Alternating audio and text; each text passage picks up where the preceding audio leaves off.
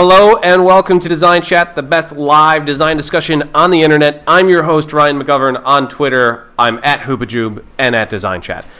DesignChat is a weekly live video podcast. We get together every week and talk about the coolest things that are going on in design right now. We bring you the coolest people in design. And tonight we have a lot of the people side of this. We've got five. We've got five of the women from the new design collaborative, collective, if you will, Quite Strong. Yay! Look at that. Look at the guns. Look at the gun show. Hi, Ryan. Hi, Ryan. How you doing? How are you guys doing tonight? Little bit of a lag, but I think we're doing much better now that we figured out the internet technology. Yeah, kids, viewers, we have a hell of a lag. So if the conversation gets awkward, there's weird pauses, we're just staring at each other, perhaps drooling a little bit, I apologize now. This is part of the technical challenge of getting 5 people on the other side of a webcam and doing a chat, but I think we got it covered. So we've got an hour to hang out and talk about whatever the hell we want to. I know you guys are drinking tonight. I know it's quite a little party over there. We got some Sierra Nevada Pale Ale on this side. And I'm not slurring yet, but it could happen soon. You got Miller Lite cans? I'm proud of you. Look at you girls. Just you guys are awesome. Classy. We keep it classy over here. Graphic designers. Classy ladies at Quite Strong over there. So if you guys are not familiar with the show, so we do this for an hour, we do a little chat. You can ask questions. There's a little red button on the side of this interface that says submit a question, something like that. And you can ask it via text, or if you've got a webcam, you can actually get on and ask your question live. We'll be taking questions in just a little bit. First of all, I want to thank Symbolic. On Twitter, they're at Symbolic. We are broadcasting from their design offices in West Dundee right now. We love them very much. And a little bit of announcement. Very proud to announce that the design conference that Symbolic puts on, this is the 3rd year that's going on. It's called CUSP Conference. DesignChat is officially now a media sponsor of the CUSP Conference, and I'm very proud to say that. It's a relationship that's grown over the last year or two, and it's just grown and grown and grown. We love the conference. Guys, check them out, cuspconference.com. They are radness. What's going on? All right, let's get in. Okay, here's what we're going to do. One at a time, let's go around the room and introduce yourself and kind of how you became part of the group. And if you have a specialty or something, or there's something specific that you do or that you're going to contribute to Quite Strong, let us know about it. Start from one side, go to the other. Hi, I'm Janet Kinsman, and I work as a graphic designer at Crate & Barrel's in-house.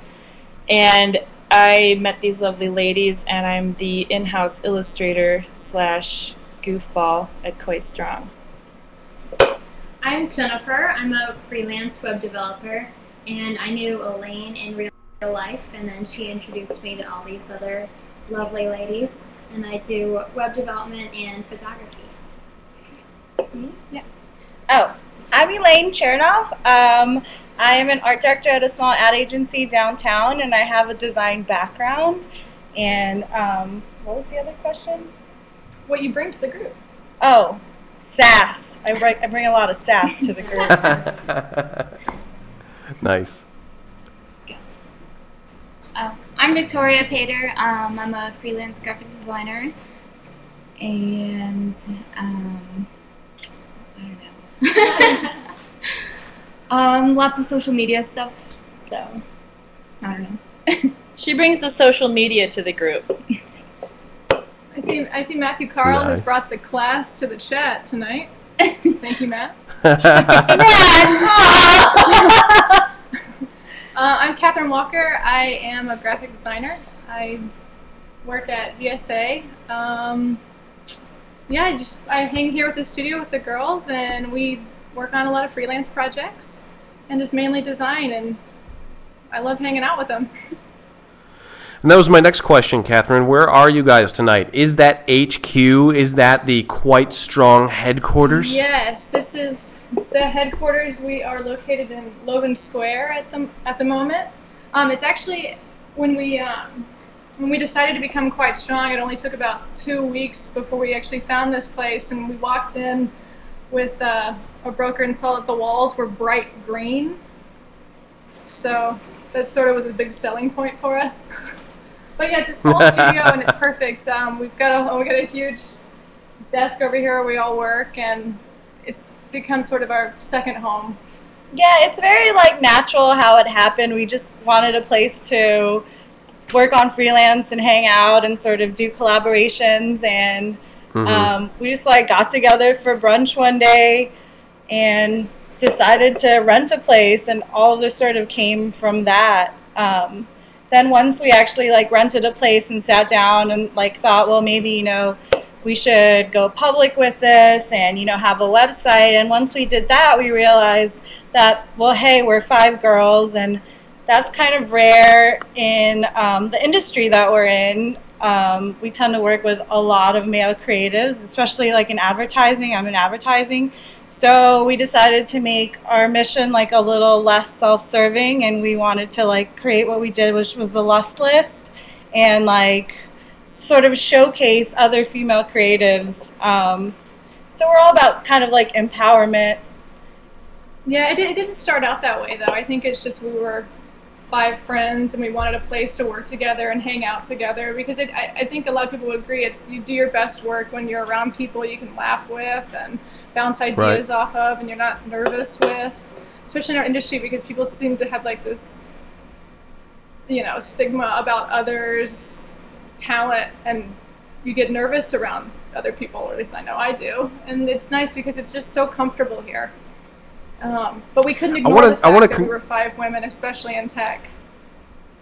I want to congratulate you guys on the name and identity and the coming together, that it's happened for you guys, that you guys are taking those right steps and moving on, because it's one of those deals where you, when you first read that name and then you read the byline of what your identity is, it clicks, and it is quite strong, and it's impressive, and it's going to hold weight for you guys, and what it shows is that the level of intelligence that you guys are carrying forward with, and hopefully what is to come. So talk a little bit about that. What are your expectations? Do you even have any yet? As like things you want to achieve, what types of clients you want to work for, what types of jobs you want to take, that kind of story. So right now we don't really act like we all have our own jobs and we all do our own things, but we do come together and work on certain freelance projects together. But one of the things we are working a lot on is doing some pro bono work in the community. Do you want to talk about AG47? Yeah, this actually came from Twitter of all places. But we were just doing our regular freelance stuff through who we were as designers, and we would just work on it at the studio.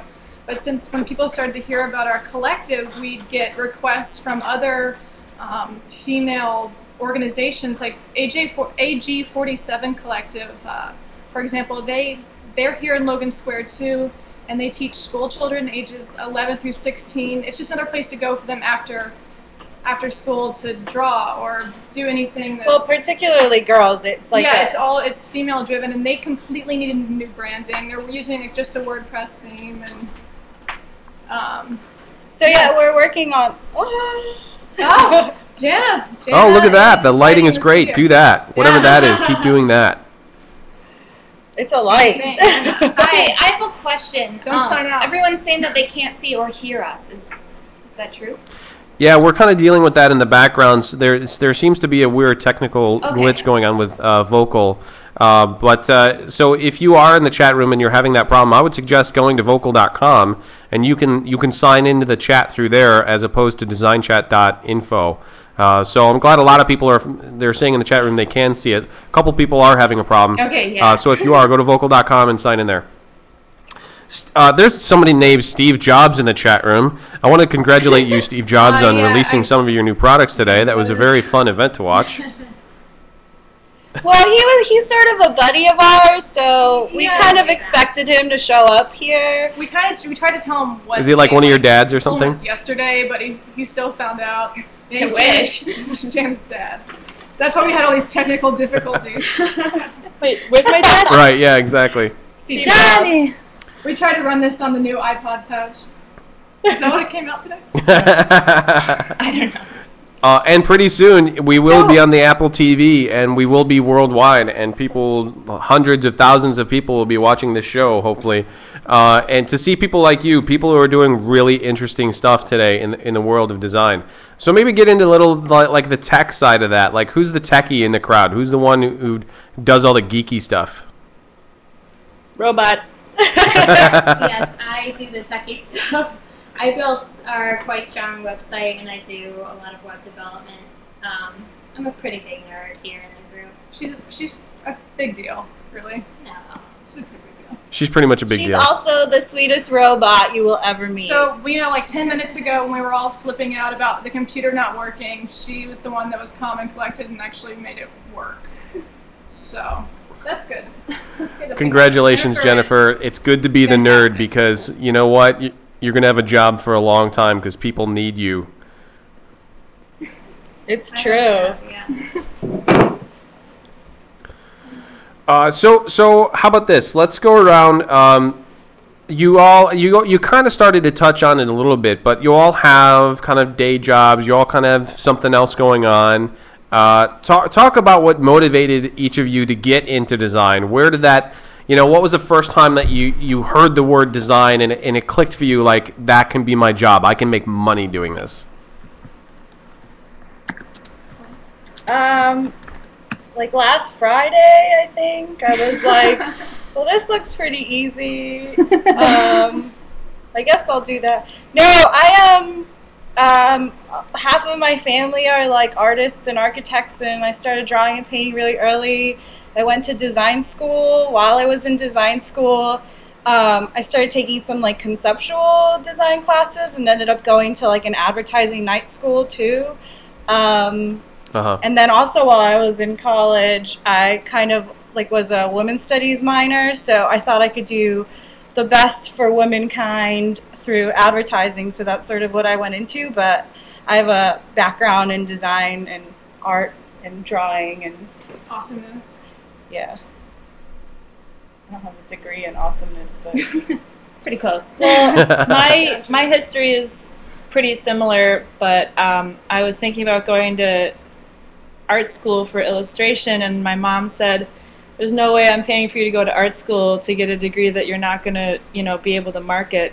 So I ended up going to design school thinking, yeah, I could give this a shot, and I ended up, really enjoying it, and eventually I started integrating a lot of illustration with my design, and that kind of became like my signature look, and people knew me for it. And then when I went on, and now that I'm in the real world working, people ask me to do illustration all the time in addition to the design work that I also know how to do really well. So it's, you'll always have a way to go after your ultimate hobbies, I think. Even if you take a different route and do a different major, just stay true to like doing what you really want to do. Like for me, it was illustration, and I didn't think I'd have a chance to do it, but I do, and I also use Quite Strong as kind of a launching pad for that.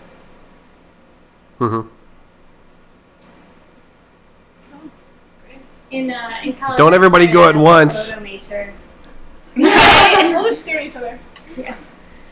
So I started out in photography, and I still do that a lot, and I really enjoy being creative in that way. But I also sort of stumbled into doing web stuff, and I really liked it. And I think it's important to remember that that kind of thing can be really creative too. And it's nice that these ladies all agree with me that even something like code can have a lot of creativity within it. Yeah. Well, I wanted to be a cartoonist. Honestly, I thought that was real cool. And especially in those like New Yorker cartoons, I actually knew that someone got paid to say something silly and like literally draw stick figures, and it'd be cool. But so I went to art school for that at the SAIC, and then my first class at SCIC was a typography class. And I thought it was super awesome, and it was so exciting to figure out how to make a book and have it all come together. So I think what's kind of exciting about what we do is it's not a regular 9 to 5, because at the end of the day, we actually have a product where we can show and be like, this is all our hard work. My hard work isn't in an Excel spreadsheet. My hard work is in front of me, and I actually get to express myself and design. Sometimes. I mean, sometimes it turns out crap, but that's our life. All right. I kind of got into it because I wanted to go into fashion design, but my mom is kind of a cool seamstress, and I found out I had no patience, so kind of went more art design direction, and I ended up going to a school that was part of a college of business, so it wasn't so artsy-fartsy. I didn't draw very much, and I still don't draw that much at all. Use the computer for everything. And I was also a women and gender studies minor, so that kind of takes part in why I love Quite Strong now. To totally name drop, Debbie Millman was on the show not too long ago. And so if you're not familiar with Debbie Millman, she is the president of AIGA National currently. She is one of the most influential female design creatives in the U.S. and the world, really, for everything that she's achieved in doing her Design Matters show. We talked a little bit about the challenges that women in design and business face on a daily basis, and how some of that's not really brought up enough, especially in the world of design. So talk a little bit about the challenges that you guys may have faced early in your careers so far. As a woman in design, what was a time that, it wasn't working, and you felt, something was going wrong because someone was judging you based on being a woman in design? Well, I think instead of telling you kind of like anecdotal things about how, someone was staring at her one day, like, I think it's kind of beyond that. I think it's just more the fact that, like designers and art directors and everyone sort of is putting out media into the world, just like, politicians are in charge of the world. And when there's way more males than females, and they're sort of representing sort of the advertising and the design that goes out there, then you're sort of like losing a perspective from the rest of the population. So like, we just think it's important just to get more women in creative fields, like making design and making advertising and making websites, and just like having their creative voices heard, but particularly commercially, just to offer a different perspective on the way beer should be sold and the way books should be printed, and just like simply by having female creatives at your firm, like you offer that perspective. Mm-hmm. But as far as like things that have happened to us, I mean, it's mostly just been the realization that like I'm the only female art director at my firm, or I'm one of like 3 designers and like 3 female designers in like a 50-person creative department or something like that. You know what I mean? As far as like anecdotes, I don't think it's really important to like rehash how people haven't taken us seriously at times or whatever. We're really not like about bashing. No, guys are awesome. We like guys. Love dudes. Yeah, but it's something Love dudes. it needs to be addressed sometimes. Yeah, like it's there, even though it is 2010. And of course, there's a lot of equality, and it's really not like a big feminist issue. But there's still some small things where most of the collectives out there, they're all men. Is it just because it's not that they're set out to be all guys, or? And we don't think like anyone has like malicious intent about females and creatives. It's just this is our spin on it, and we'd want to promote female creatives in design and tech. And I think what's coming to be our most popular point is the Lust List, is something that's on our website where you can see awesome girl creatives, because they don't speak up as much. Honestly, they don't you know, showcase themselves as much. And there's, you know, brilliant girls out there. Yeah, so they're not like the big, burly, beating their chest kind of monkey type of guys who are just screaming from the top of the mountain all the time about how awesome they are. Like we do. Right. Yeah. Never mind. There's a really cool movement right now going on where it's sort of like, and we talk about this all the time, and I know we hash it out a lot, but where it's sort of, there's a trend going back to handmade craft, right? Where a lot of people are getting away from the computer, maybe not, you know, trying to produce images that don't directly look like they were digital, right? That don't have a filter on it that says, you know, this was made in Photoshop, like a lame stamp or something like that. Talk a little bit about how you guys have participated in that and sort of how you navigate through that sort of current way of working. Yeah, Illustrator. I think, I think that was just sort of a reaction to the availability of like Illustrator and Photoshop in like the early 90s and the whole like Silicon Valley thing, and everyone kind of went a little about making everything look all techy. And of course, you know, every action has a reaction, and the reaction to that was everyone went back to more handmade, things that feel more real, things that, you know, feel human rather than generated by a computer. I guess some of us integrate that into our work when appropriate. Anyone else? Well, I mean, as an illustrator, it's like I bring, you know, illustrators always will bring just like an interesting element that you just can't see anywhere else. And I think that, you know, I think good design is the same sort of effect. An illustrator is simply, or being an illustrator is simply having another tool at your disposal, and the fact that it's so different from everything, I think adds value in, like, you know, whatever market you're trying to reach, and it adds more of a human touch. But I mean, at the same time, I believe good design can do that as well. So. Right. And you guys had just posted on your blog that you're about to take a road trip to the Hamilton Wood Type Museum, which I'm very excited about because I recently, just this last weekend, watched the documentary called Typeface, which is all about the Hamilton Wood Type Museum. It's in Wisconsin, Two Rivers, Wisconsin, if I remember correctly. And Shampton Live in the chat room, Sean Hampton Gross had just gone there a couple weeks ago and took some great photos and posted those on our blog. Tell us a little bit about, you know, what the motivation for going there. I remember reading you guys are going to participate in an event there. Tell me about that. Sure. This spring I saw Typeface, and I kind of was trying to make it a goal of mine to get there this summer, but without a car that was kind of a difficult thing. And then we heard about the workshop that they do. So it's 9 to 5 and you can go and print all day. And since I did go to a business school, I have no artsy-fartsy classes. It was something that was like totally interested in.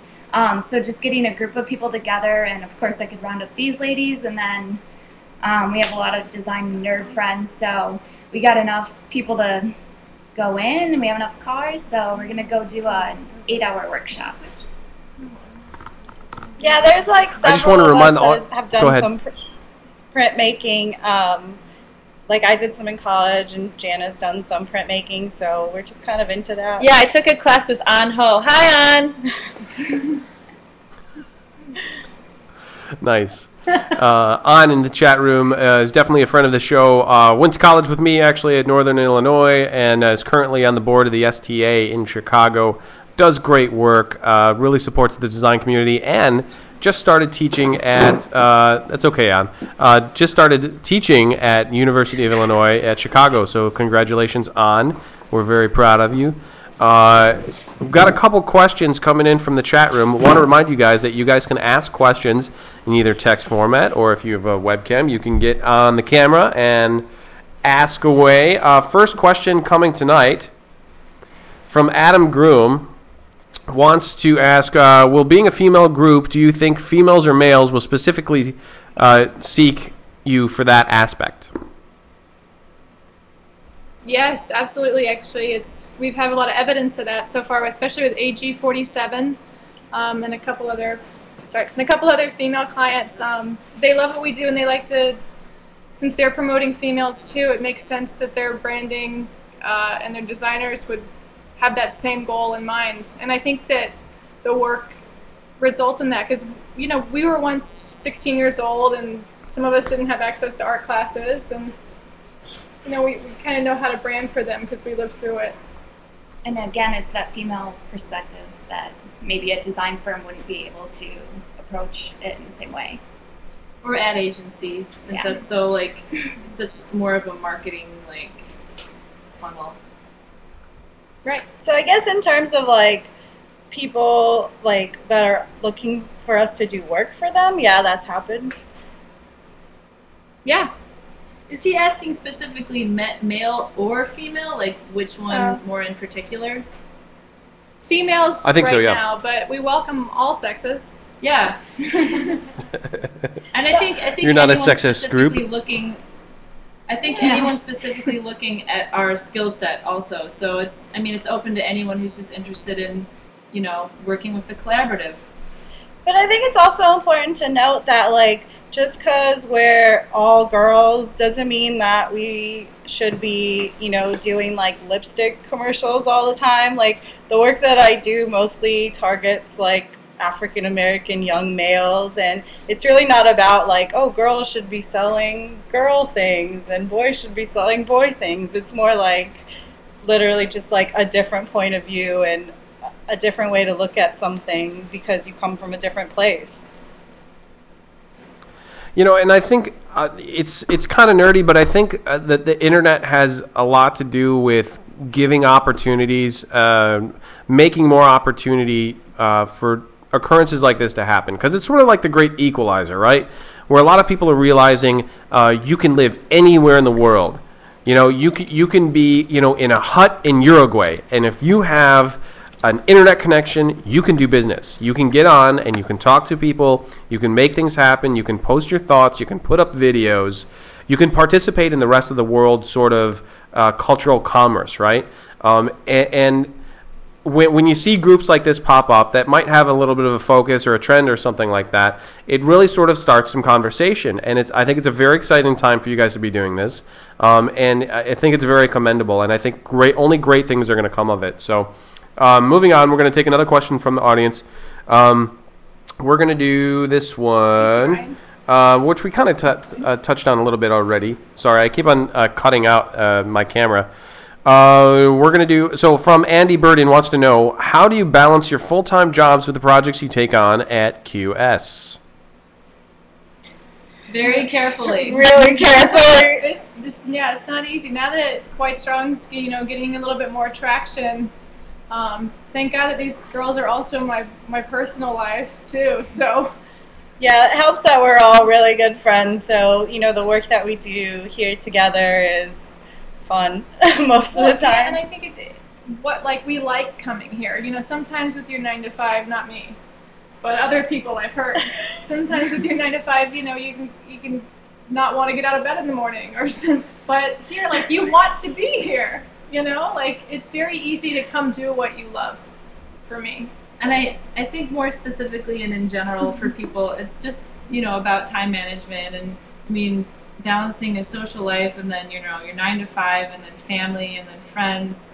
It's nice to kind of have friends that are part of the collaborative, and I don't know, for me it's nice because I live close to the studio, but it's just all about time management and writing down your schedules and making sure whatever you have due is being given at its deadline. So I think it's also part of it is the fact that we all have slightly different skill sets, so we all tend to divide up the work very naturally.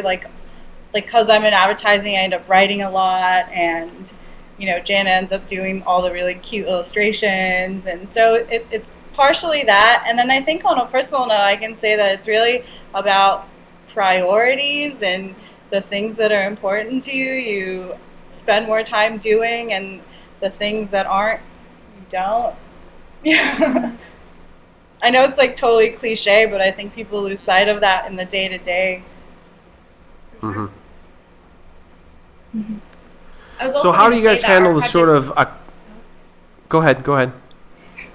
I was going to say the projects are more manageable when you're splitting them between 3 to 5 people. And since we all have a little bit of a different like background, it's super easy to split projects.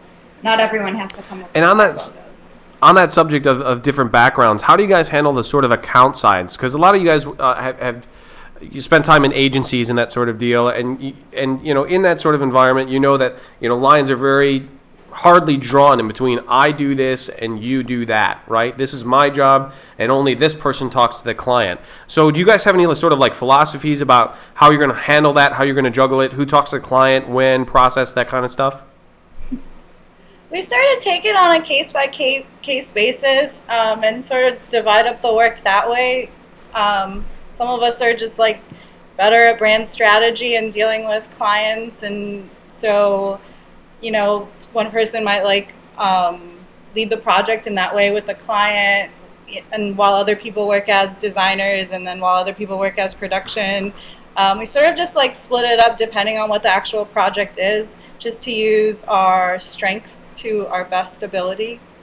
And as we get more clients, I think it'll be kind of a learning experience as well. So dealing with multiple accounts is going to be something interesting and fun. But I think we've got the mindset for like good structuring, so I'm not incredibly concerned. We are going to take our first video question of the night. Very excited to bring on the well-known Mig Reyes. So we get him on. What's your favorite lip gloss? Nice! Hey Mig, what's going on? Welcome to DesignChat once again. Yeah, thank you for letting me be a jerk on here. Jeremiah says, "Oh, we can't hear him. We can't hear anything." Can you hear me? I can hear you. I can hear you fine, Mig. Oh, okay. Who can't you hear? Oh, Jeremiah. Well, anyway, I have a question, and it was going to be something funny related to your favorite flavor of lip gloss, or what you think of guys in boat shoes, but I actually do have a fairly serious question. Shoot. So my question to you guys is this. So we already have a couple other design collectives. We have the Post Family, who's in Chicago. We have Public School out in Austin, and then we also have, you know, the lovely ladies from New York called Parliament of Owls. So my question to you guys is, what's your point of view in Quite Strong, and how do you plan on, or if you even have a plan on, differentiating yourselves from other design collectives, besides the female twist, of course? Well, I think that what differentiates us is that we feature female designers on the Lust list, and we kind of put the spotlight on the community instead of ourselves. I mean, we do ourselves to some degree, but at the same time, we really value what women are doing out in the design community. Yeah, we do ourselves to some degree, but we also spin it and try and do something good as well. Try sometimes. Yeah, it's not like no one else is not doing good. It's just I think like we have a certain goal in mind.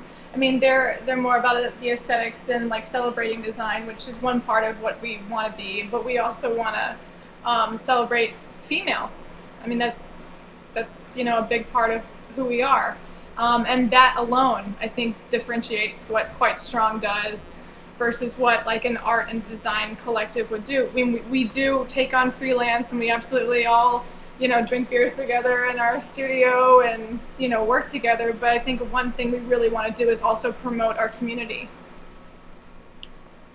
I want to thank Mig really quick for coming on and asking that question. Sorry, I had to kill his feed because there was an echo, a really bad echo we wanted to get rid of. But thank you to Mig definitely for coming on and doing that. If you guys aren't familiar with Mig, look him up. He does a little sort of a video thing sort of like this. It's called Humble Pied on Twitter. He's at Humble Pied, and he's got humblepied.com where he goes on and asks a video question of a well-known or not well-known designer. It's a great series. Please look it up. It's awesome. It's all about design community. That's what we're about here at DesignChat. I just got to meet Mig for the first time last week. I was so stoked to do that at the STA event, the meet and greet last week. It was awesome. Mig is rad. And actually, we haven't settled on a date yet, but Mig works for Threadless Tees, threadless.com, and he's agreed to bring himself and some of the Threadless team on the show. So very much looking forward to that. That's going to happen very soon. So pay attention to that. Next question coming from the audience. Please, people, ask more questions. Ask more questions. Joseph Marsh wants to know, how do you ladies find that other designers and professionals react to you all as a group? So positively. We have gotten so much support from the design community and like every community in the creative fields that it's just been like, I mean, even the people I work for, I emailed everyone in my group and I said, hey, check out what I'm doing, and everyone was hands down like, that's awesome. And I think they're nothing but supportive in my perspective and from Twitter and all that feedback. So we all agree with that. Anyone else? We actually I'm always like waiting for the next person to grab it. No, our main office tool right now is Google Wave, which is unfortunately dying at the end of the year.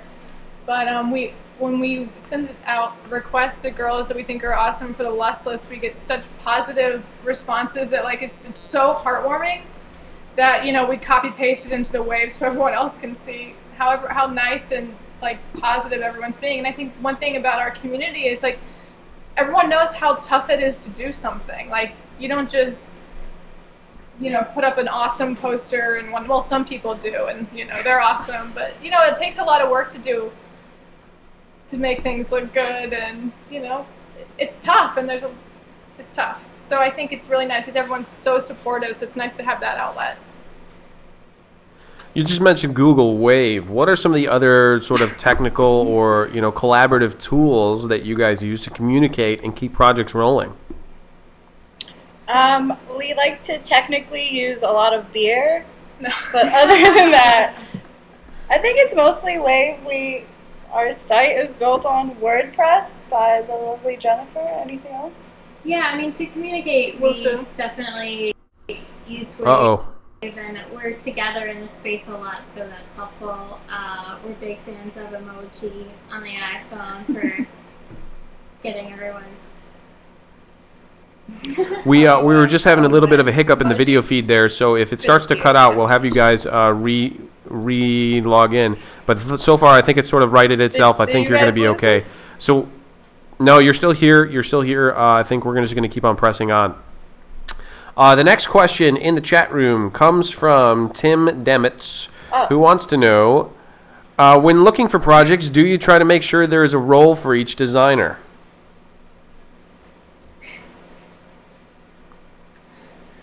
Damn it. Tim out. Tim out. Tim out. Can't you just ask Victoria yourself? Why do you gotta get on DesignChat and make a big stink about it? Well, I think that also this is somebody Quite Strong is a hub for us to work as a collaborative, but at the same time, it's a hub for us to work as individuals. So not necessarily all the time do we get clients or people asking for every single one of our needs. But, you know, instead of having 5 cooks in the kitchen, if there's a website and identity needed, it's easier to split it up between just 2 girls, like Jen doing the website and Victoria working on the identity. And then from there, we just kind of work as a collaborative to, you know, share feedback and stuff like that. But, I mean, ultimately, yeah, it'd be awesome if we could use all of our skills at once on a project. And I'm hoping that this AG47 project allows us to do that. So. Yeah, I guess how we're splitting it up that way, Elaine is in charge of, you know, the critical thinking part, the project management. You know, a couple of us are doing design, and Jennifer's developing and in charge of donations. By the way, we're having a launch party which made me think of it. On September 17th at Edge, it's information's on our website, but We can probably talk more about that at the end. I know, what's it? Oh. No, you can promote it now. To tell everybody likes parties. Everybody likes parties. Anyway. Tell us more about that. Where's it at? When's it happening? Oh, go and on. how much beer are we going to drink? Victoria should talk about it. Yeah. About. Because it's unicorns. Oh. As much Sorry. beer as you want, as long as You know pay what for you it. yeah. And you don't end up in the hospital. 'Cause we're not responsible. But unicorns. Yeah, so Charlene King, I don't know if she's on here tonight or not, but we started a meetup group with just like Twitter friends and the design community, and we started just showing up at restaurants and drinking on random weeknights as an after work thing. And we kind of have like a crowd of designers that come out, so we decided to have the launch party as a unicorns party because they're the same group of people we all hang out with now. So it's unicorns OMG. But Love it. everyone's Abs- invited to come kind of just celebrate the launch because we had, some friends know about us. We've had this studio since like January or something, so it took us quite a while to get our website up and running, and now that it's up and running, we should go drink. Definitely, time to celebrate. Okay. We might have another. Well, We're working on getting we'll another promote it again video at the question. There's more questions popping in. We're going to keep on going with that. It's 8:51. We started a little bit late, so we'll go a little bit past 9 o'clock, guys. Get the full hour in. So taking the next question from Adam Groom, who brings up a good topic, sort of the logistics part of this. Wants to know, how do you split up profits evenly? Whoever works on the project. Do you all put it into a bucket and spill it on the floor, and whoever can get it first, or like a piñata? That'd be fun. You put all the money in a piñata, smash it, and then whoever grabs the most money wins, right? Bathe in it. Yes. Next question. No. Go on. Yeah, we put it in a big pile and we just make it rain and see who it lands on, pretty much. We bought our couch just to roll in money. That's fair, right? But in all seriousness, a lot of the work that we've done so far has been pro bono work, so that isn't an issue yet. Yeah, I mean, So the you haven't projects run we've into done, that we problem just yet? Split it evenly between the people who worked on it. Not yet. We will make it rain soon. Soon. Well, I mean, we've done for-profit projects between us. We definitely have. We just split the money. Yeah, like if Elaine and I work on one project, then we just split it half. Well, I mean, I know we're designers. prefer and the not math piñata. people, but it's not that hard. In my head, that's how it goes down, is piñata style. Like, you guys hang it, and then it's like a free-for-all brawl. You all get drunk, and you beat the hell out of a piñata, and then you take the coins in, and probably there should be some candy in there too. Throw some candy in the piñata. That'd be good. We're gonna take another question from the audience. We have a special hook in the corner of our studio just for that. I'm just happy he didn't say pillow fight. There's a good question here from the fake Jimmy Watkins, not the real Jimmy Watkins, who wants to know, this is a two-parter, where do you see Quite Strong in 5 years, and have you probably the considered real one. starting a band?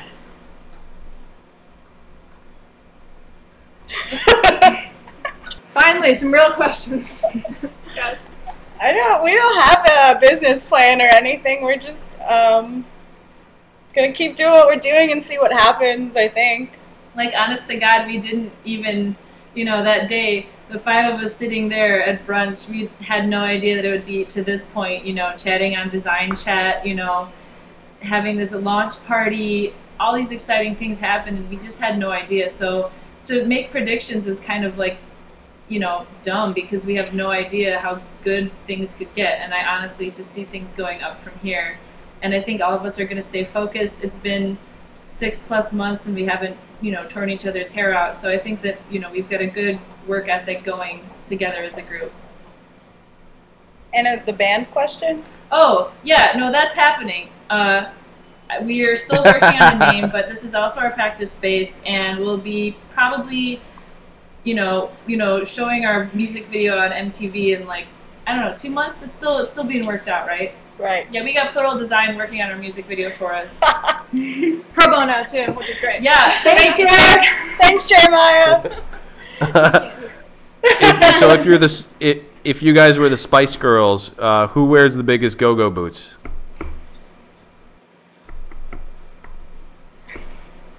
This is hilarious. This is so funny because we all have Spice Girl nicknames between us. Jesus Christ. Okay, so all right, who are you? Starting with Elaine. And you can there's reasons. Oh, okay. I'm Money Spice. I guess because I am like our treasurer, sort of. And I make it rain sometimes. That's why. Pinata constructor. Right. I don't know which spice I am. You're Pixie Spice. What does that even Because do? you're cute. Okay. Victoria's Pixie Spice. Pixie 'cause she's Spice, adorable. okay. I'm not Mom Unicorn Spice? because I drive everyone around and pick up groceries. She takes care of us the most. No, but that's a good idea. She's Robot Spice. Oh, she's Babe Spice because she's the youngest, and she's a babe. She's a babe. Oh, and Catherine is Dixie Spice because she's from Tennessee, Knoxville, right? Nice. So yeah, Well, it's it's sort of just a like a very cross band deep promotional thing, convention. Dixie Chicks and Yeah, Spice very, Girls. very neat, very like, you know. That's honestly what we sound like. Amazingly. That's what our band sounds like. It's a lot of auto tuning though. So we're nearing in on the end of the chat. If you guys have any more questions No, in the Meg, audience, we're not please singing. jump in and ask a question. Submit a question on the right side. I know it's a little crazy. We got a little lag. It's okay. Please jump in and be part of the conversation. I'm totally doing a stupid like radio voice lately. Here's why. I need to show this. I'm borrowing my brother's microphone. It's this monstrous thing. And it's turned me into like just talking like a normal freaking person. So I'm like, hey, how you doing? We're live on the radio. Yeah, it's a spaceship, Mick. It makes me do stupid things. So if I sound like an idiot, I apologize for that. I'll try to fix that in the future. Do you do most of your designs on computer or paper? So we've already kind of talked about that, but get into a little bit more specific about a process. Like when a client comes to you and says, I need a logo, what's the first thing that happens for you guys?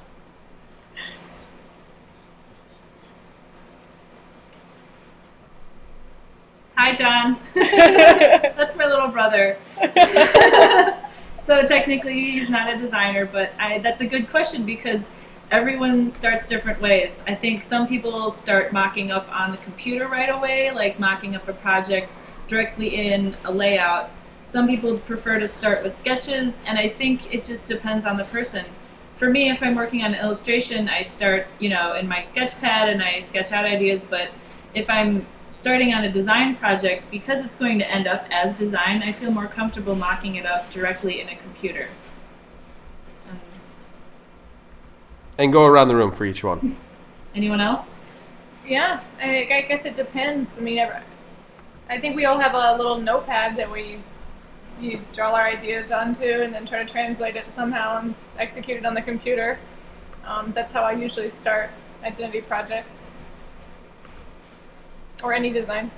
Do you start your code on paper? I typically don't write code on paper, but I do make a lot of notes as far as information architecture goes, but mostly I dive right into the code. And scan it I'm out. mostly a word list person before I sketch anything. Kind of short on the sketch part and then right to the computer. Yeah, I try and start with sketches every time. Doesn't always happen, but You mean it doesn't happen automatically? It doesn't like when you don't have like a logo button on your laptop or anything like that. You laugh, but it's funny. I actually had a client ask me. They were talking to me about a design, and what was it? They wanted like a dog. They wanted a dog in the design or something like that. And I swear, I got this question. Don't you have like a dog button? Don't you have like a dog thing you can just put in there? Like just make it happen. Just put a dog in there. That's all I want.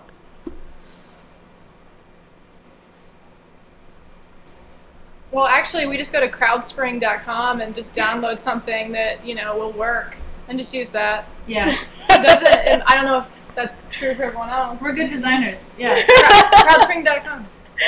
I think a lot of when you do your own freelance work and there aren't account people to buffer things like that, that you end up doing a lot of education on for your clients instead of design. But yeah, that does happen. A couple more questions here from the audience. We're going to keep on going. We got a lot of them flying in now. Next. We're going to take one from Justin Parnell, who wants to know, do you think there's a glass ceiling in design? If not, why is design different than other fields? So I'm not quite sure if he's referencing like pay or, you know, how much you get for work or something like that, or like achievement, like what you can achieve in design. Mm-hmm. I think that I'm not really sure that there's a glass ceiling in design now that, you know, people can work from any sort of environment. So, you know, stay-at-home moms or, you know, something like that. I don't think that anyone's career ends as soon as, you know, if they have a kid or something like that. I think that people make it work. Yeah. I think the reason why design is different than other fields is because it was traditionally sort of a male-dominated field for a very long time. So, you know, while nursing might not have that sort of, not be skewed a different way, like design and advertising were always traditionally male-dominated fields. So I see Adam saying Mad Men, and I mean that was how it was, and I think that there are a lot of parallels to, you know, not in current times. I think things have gotten, you know, astronomically better, but that was where things were coming from.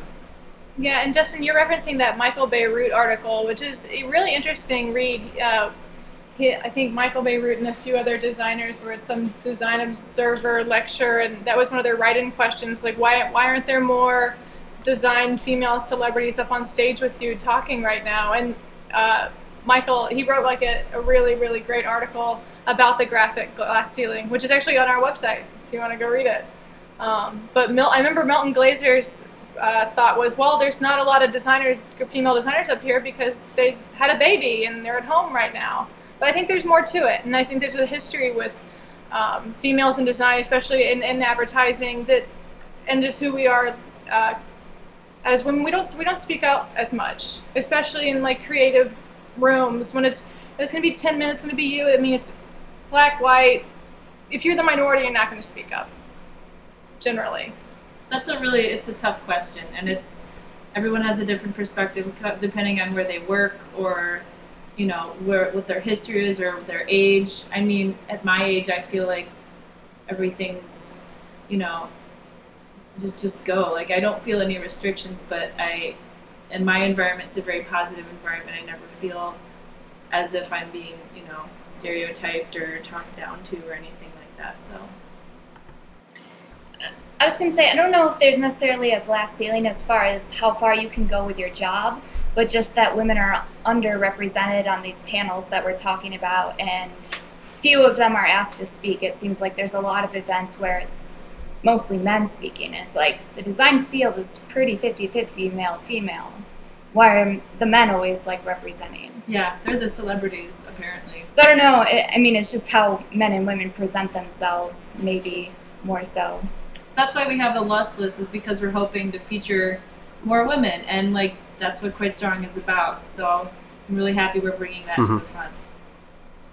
I couldn't agree more, guys, that it's what we see produced in magazines and live events and even web events to this point does not truly reflect the amount of talent and the diversity, very much the diversity that's out represented in the real design world, the real working world, what's really happening and being produced. And I've made it one of my goals early on in doing this show is, you know, because that was one of my beliefs, that prior to doing this, you know, I really just concerned myself as like a design consumer, right? I was a design practitioner during the day, a design consumer at all other times, where I was buying all these books, I was buying movies, I was buying everything I could about design to absorb it, but I wasn't really happy with those results. So wanted to create an environment where these sorts of things can happen, and I made it my goal very on to make sure that the people that I asked to be on this show were a better representation than what I was currently seeing in these periodicals and that sort of thing.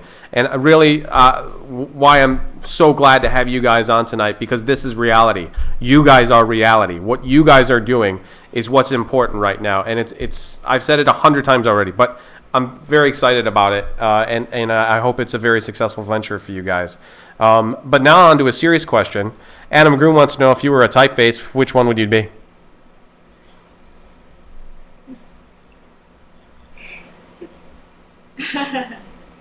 Bodoni.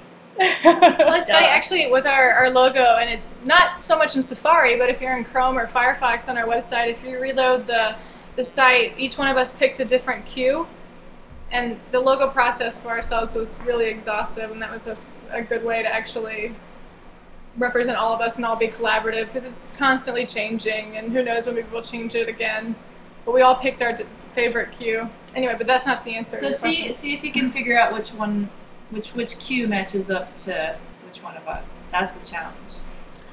But It's anyways, kind of it's kind of brilliant because I think it's also a behind. reflection as to what's going on in logo design and identity design right now, where a logo is really not a logo anymore. It's an avatar. It's something that evolves with the brand, or can communicate in multiple different ways, or have a personality of its own. And I think that's what's something that, very cool that you guys have accomplished there in choosing to do that, instead of having one, static sort of symbol, that hopefully would surmise the ideas that all of you have, which I think would be a near impossibility.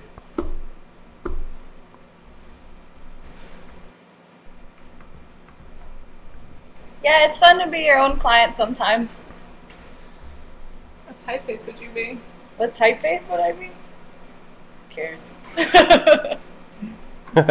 All right, moving on. So we've got a few more questions here in the audience. We're going to keep on going here. Another very, very serious question, so get ready. Dave Kinsman wants to know, how important is drinking beer to your overall design process?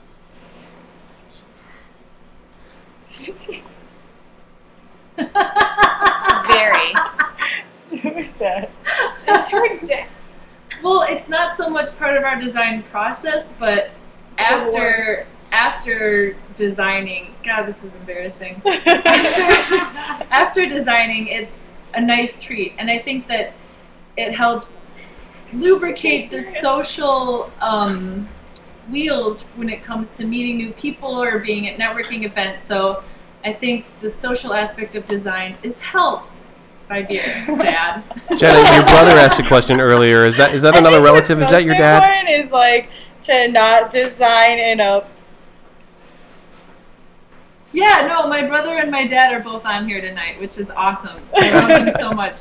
And thanks for teaching me to be a good beer drinker, Dad.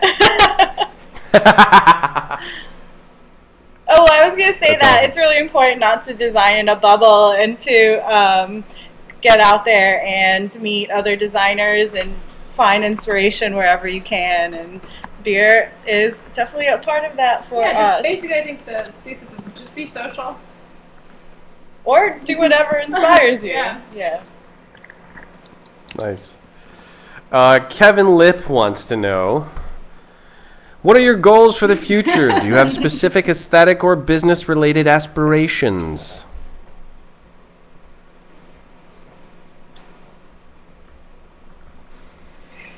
Yeah, I think what we said earlier, especially like with AG47, we want to promote female-oriented causes here in the city, or design-related causes here in the city that we can help people pro bono, or however, just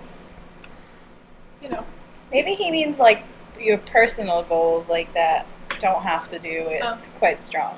Well, I think that this is a quite strong focus question. Okay. You can go around the whole room and ask anyone. Yeah, but for me, I think it's just like it's a promotion of people who need the help right now. And I think that our aesthetic will remain unique depending on which one of us is working on it, and that's what makes a collaborative interesting, is that there are tons of different perspectives coming into play on every project, and we can really provide something unique each and every time. And as far as like business related aspirations, I think we're just going to see what happens. We don't have, we're not in it to get rich or anything. Yet. It's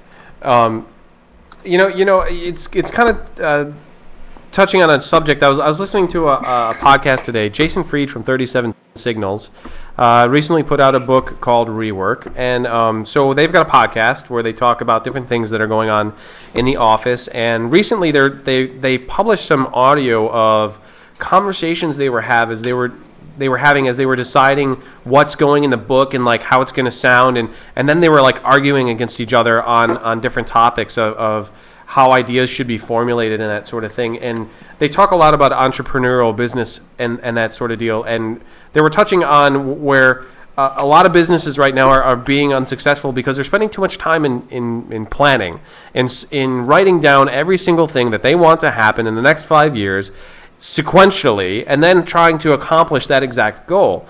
Whereas he says the formula for success is much stronger when you're playing it by ear, when you're reacting to things as they come, because there's absolutely no way to totally predict what's going to happen 2 years down the road, 5 years down the road, 10 years down the road.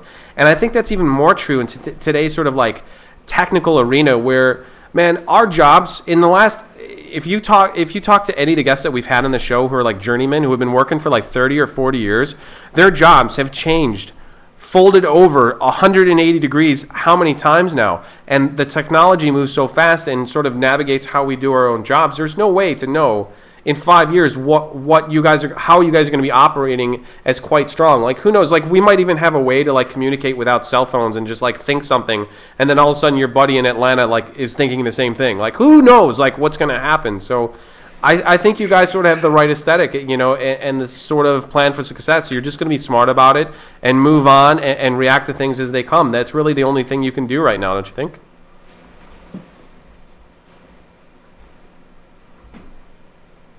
Absolutely, yeah. Yeah, we're just going to stay flexible and open. I mean, we're open to whatever comes our way or whatever forms Quite Strong takes, whether... just don't know. And that's the exciting part, is we're not like scared about it. We're just completely psyched on it. Yeah, and we're so into like the community and what everyone has to say, and if anyone has any suggestions or has any projects or anything, like, we're totally approachable, and if you send us an email, we'll absolutely write back. Or if you want to hang out. Or yeah, if you want to come get a beer with us and talk about whatever you want to do, like, we want to hear it. Yeah, we're about having fun too, which is, I don't know, just keep things light.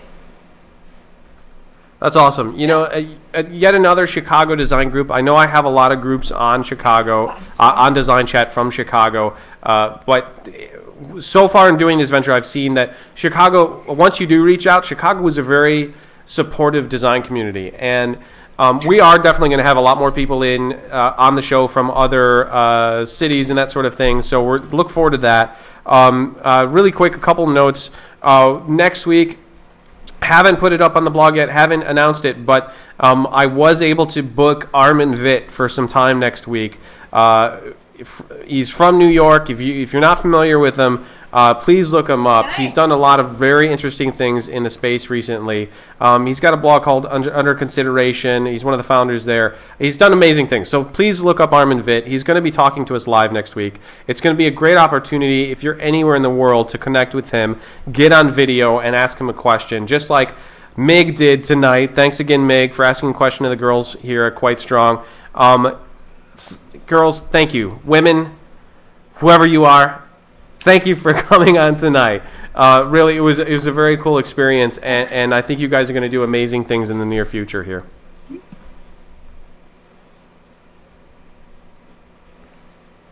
Thanks, Ryan. Thanks for having us.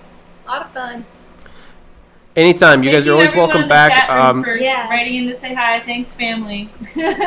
Thanks for all the good questions. Thank you, family, for asking questions in the text chat there. Look for us every week on Twitter. We're at DesignChat. You probably are already on the site. Don't have to tell you that. These girls are quite strong. QuiteStrong.com. On Twitter, they're at QuiteStrong. Please look them up. Please spend some time following them and their Lust List. How do they find the Lust List? That just lives on your website at QuiteStrong.com. I love the pose.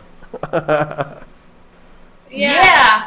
QuiteStrong.com / lustless. Yeah, there's a Beautiful. hyperlink on our website for it. A A URL. hyperlink. Go look up the long http //www. All right. That's all for Design Chat tonight. Thank you guys for coming out. Check us out soon. Good luck, Quite Strong. We will talk to you guys later.